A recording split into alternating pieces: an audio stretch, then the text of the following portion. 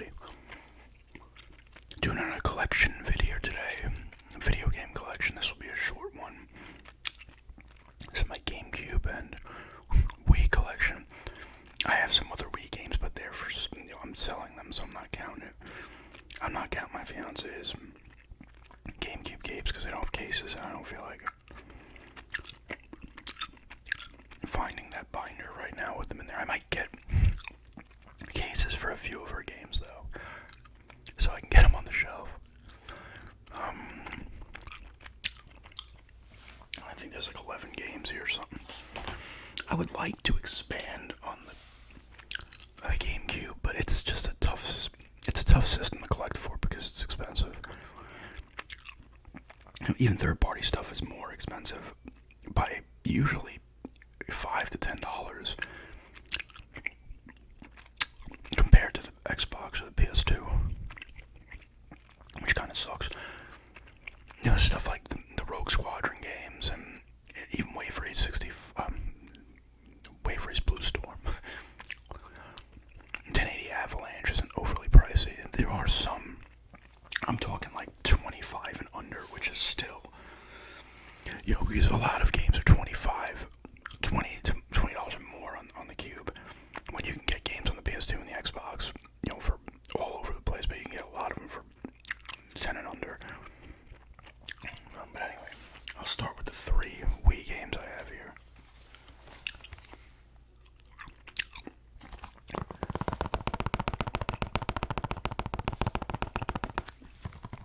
Super Mario Galaxy, I had gotten this at a G-sale, maybe like 2 years ago. It came with the, what else did I get there? I got a Sonic game on the DS that I sold. It's like a collection. And Super Mario Maker 2 might have been the other ones. I think it was 3 games for $7. I want to say that's what it was.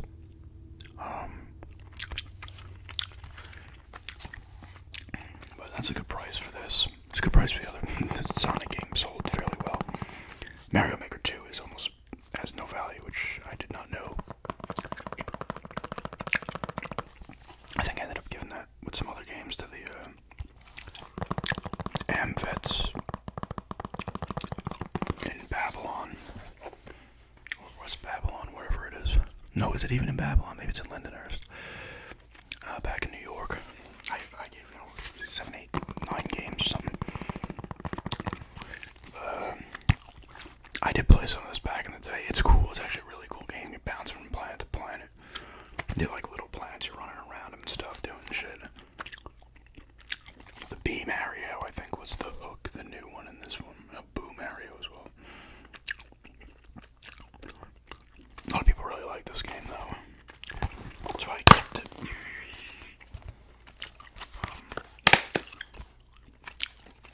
I'm pretty sure I did a Mario game collection. I want to say it was a request. Maybe I'll do another one at some point if I pick up any more. I think I would actually have some other ones now. Legend of Zelda Twilight Princess. When I first had the Wii, I picked this up. This was originally supposed to be a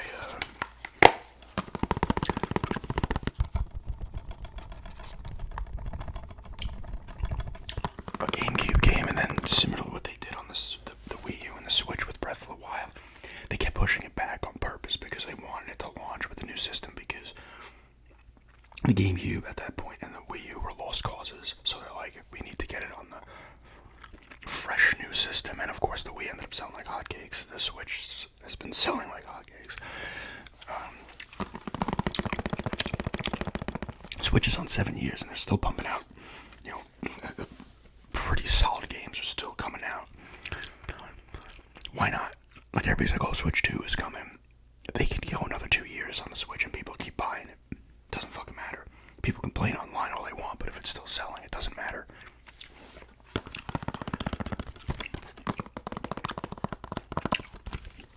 I did play some of this back then. It was 06, right, that it came out. Well, when did I get the Wii? I think I got the Wii in...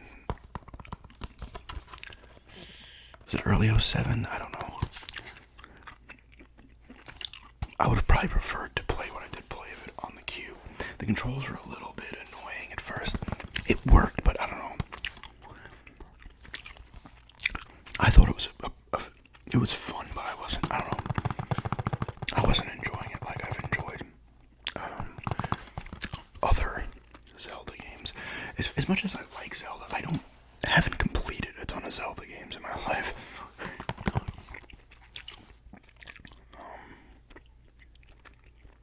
But yeah, I actually got this one from my mom. I was down there a couple of years ago, and she had the Switch and some the Wii, and some Switch, the Wii, and some games. I'm like, are you using this? Like, can I have some of these? She's like, go ahead. I took Mario Kart Wii U, which I had sold, but I wanted to keep this one. And the last one is one I got for $2 at GameStop. I don't know when that was. It had to have been, God, 7-8 years ago, maybe. They did still have some Wii games there, but it is Indiana Jones and Stafford Kings. This is like $2, I believe. This is actually pretty good, and it works pretty well with the Wii remote. You're going like this to use the whip and stuff. You're like, whoosh, whoosh. Combat's decent. You can use the environment so you can grab stuff, pull down on people. I did not complete it, but what I was playing it was actually pretty fun. It also came out on the PS2 and the PSP. It is the cheapest on the Wii, though, I believe. I don't think it's an overly expensive game,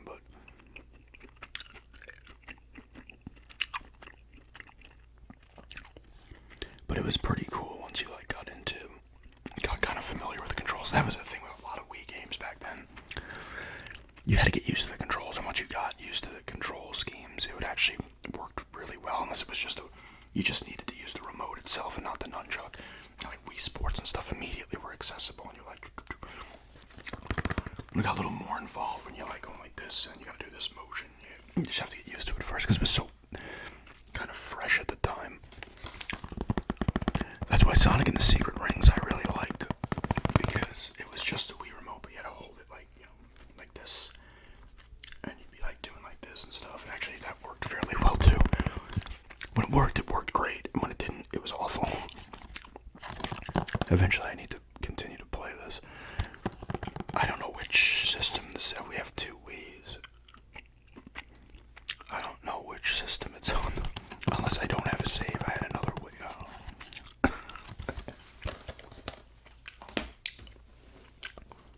Now onto the Cube. Rebel Strike, Star Wars Rebel Strike, Rogue Squadron 3. I still haven't tested this. I gotta get the Wii out and hook it up. I fucked up like almost everything else. I need to hook the Wii up. Some of the Wii, it's annoying in some ways. I gotta hook up the sensor bar. More shit. But I did play some of this back in the day, and it was cool because there was on-foot missions, as well as just the standard flying stuff.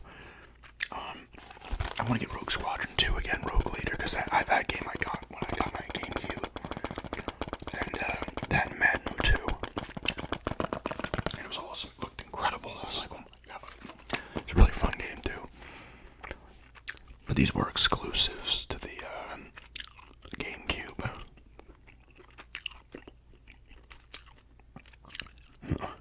Oh wow, that's interesting. Special feature 2-player cooperative version of Rogue Leader game included on Rebel Strike. That's actually kind of cool. Who made this? Factor 5. I mean, it's published by LucasArts, but Factor 5. They did all the Rogue Squadrons, I think. I think they actually did. They might have did Indiana Jones and the Infernal Machine as well. But yeah, Rebel Strike, I do need to eventually throw this in and make sure it works. 2 Towers, Lord of the Rings 2 Towers. I have this on the PS2 as well. I got this at a garage sale when I got like the Sly Cooper games as well, and the Scoob game. It was $3. It was 70 or 75 cents a piece. Now, if I look this game up, let me look it up briefly. These were cool games, though. This and Return of the King, they were hack and slash games. They followed the movies. This one followed a little bit of the Fellowship of the Ring as well, like the end of it. Which,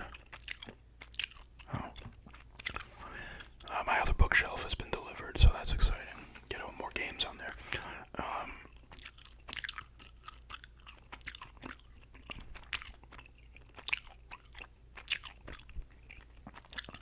What am I doing? I'm looking up the thing. God, I look at that and then I'm like, it was cool hack and slash. In this one, you just use Legolas, Aragorn, and Gimli. But you're playing through the movie and shit, going through all stuff. It's got I'm pretty sure it actually had like scenes from the movie in it and stuff like that.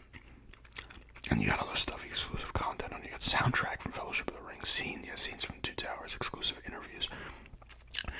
Now Return of the King had branching paths, and you could use more characters and stuff. They were cool hack and slash games. Actually, EA did a good job with this. Even back then, a lot of the movie games tended to be mediocre to shitty. But some were really good, such as this one and Return of the King, for that matter. Alright, so I got the Player's Choice one as well. Someone selling for $15. $15 to $20 this thing will sell for, depending on what it is. Now, let's look at it on the PS2 and the Xbox. 15 actually. Wow, okay. I'm surprised. It's around 15. Well, somebody sold it without the manual for 6. Oh, yeah, this one for $8.50 complete. Okay, so some people just overpricing it, as people tend to do on there.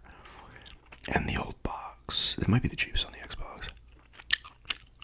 13. Still, it's about, on the average, it's about $5 more for the Gamecube version. This one for $10.50 complete. $10 complete. I'm sorry, no manual. Yeah, so yeah, looking at $5 to $7 more. That's kind of cool if you have the systems, especially now. You can be like, okay, the game's cheaper on the Xbox, I'll get it on the Xbox, Like I said, it was a fun hack and slash game. This is my last pickup that I got. Did a video with it. Harry Potter Quidditch World Cup.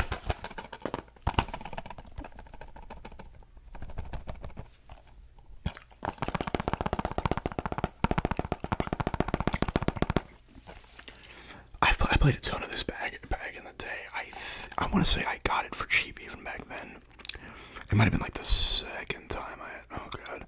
This was 05, I think I was playing this. When did this come out? 03, but I had gotten another game. I talked about this in the past. During that generation, I started with a Gamecube, ended up selling it because it didn't have a lot of great third-party support.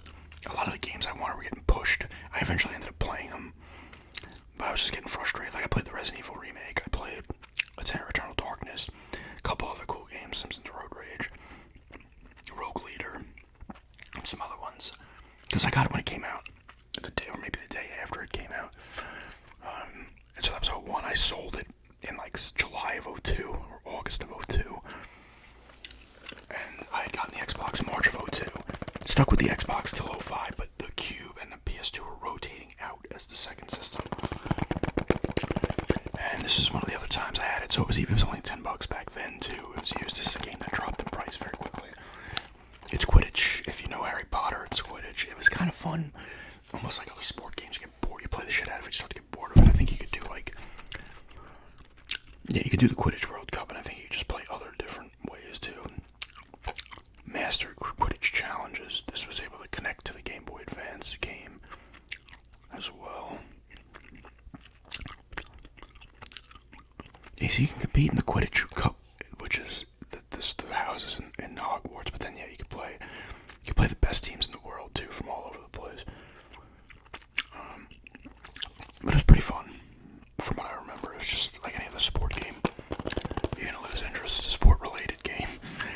You're gonna lose interest after a while, even though it's a made-up thing.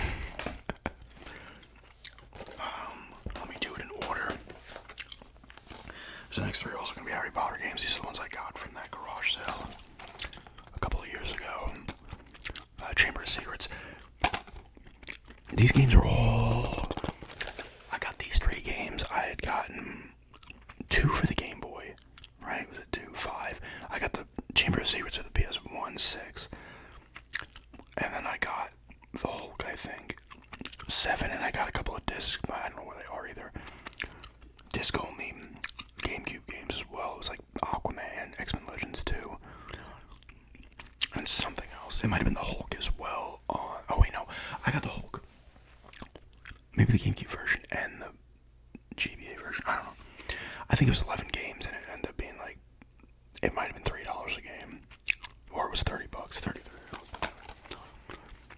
I did play some of this one back in the day. It might have been on the Xbox, actually. This one has its manual, the next 2 do not. It was cool if you're into the Harry Potter stuff, you're gonna like these things. It's another one that connected. I think most of them might have connected to the Game Boy Advance.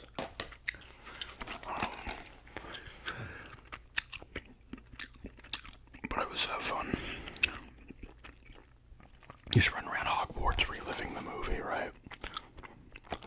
And now I have this on the GBA, on the GameCube, I have the PlayStation 1. Prisoner of Azkaban. This one I actually completed back in the day. I can't remember much of it other than it was playing through the movie. And you're running around Hogwarts and stuff. There were mini games apparently. And this one was connected to the GBA as well. Kind of cool thing they did back then. And Goblet of Fire. This one differed from the other ones a little bit. From what I remember, same thing though, it follows the movies. Once again, it's the disc only. This one does not connect to the other one, the Game Boy. Yeah, you see, this one is actually 1 to 3 players, because you could use all 3 of them. Oh, you compete in the Triwizard Tournament in this one. Oh, yeah, that's right, too. I was thinking there's another Quidditch thing, though. That was the Hook of Goblet of Fire, right? That was a Triwizard Tournament, duh. Ah, the free movie ticket is expired. By almost 20 years. A long time ago, that means it would have probably come out in '05. Wow. Like I said, these are decent games. Like they're like, you know, the definition of like a 7 out of 10 in a lot of ways, 6 to like a 7 out of 10. They're solid, decent games, you know. I've not played the Hogwarts. Is it called Legacy, right? That new one. They look really cool. I've watched gameplay on it. The last one I watched ASMR with Bex. Gameplay on it. It looks cool, you know. That seems to be the best, I guess, Harry Potter game. Prisoner of Azkaban on the GBA is really cool because it's actually a turn-based role-playing game. They also made Sorcerer's Stone as well. That one is expensive, though. Or the Philosopher's Stone, depending on where you are. That one's pricey. It's pricey on the consoles for some reason. And even on the PlayStation 1, I think it is. Final 2. On the G-Sale pickup, actually, both of these are. Actually, all of these are, except the Rebel Strike. Oh, and Quidditch. Tiger Woods 04, I'd gotten this 23 last year. G-Sales. I got it because it was a GameCube game. You know, the sport games typically had no value, but hey, it's a Tiger Woods game. Maybe I'll get around to playing it at some point. Oh, once again, this is Game Boy Advance compatible as well. It's golf. He plays Tiger Woods and other pros. What's this guy's name? John Daly, was that his name? No, I was going to say Chuck Daly, not the coach of the Pistons. It usually says some other names. But it doesn't. New game modes. 8 game modes, including World Tour and Career. Initials of whoever owned it originally. I got Slugfest as well at that garage sale, but sold it. And the last one is Resident Evil 0. This is an old one.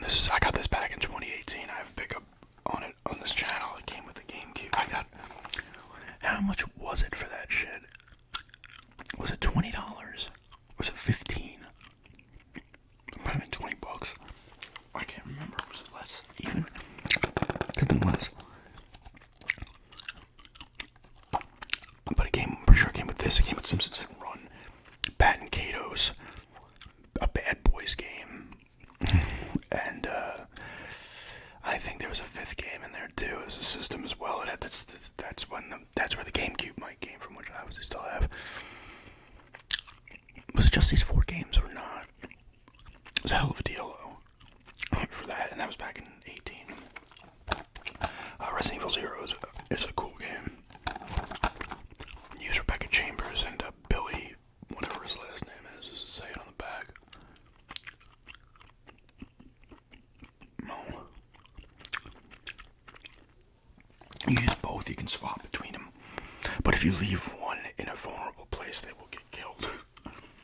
And both have to do certain things, and you kind of like swap them back and forth to help get somebody else to another room and shit like that.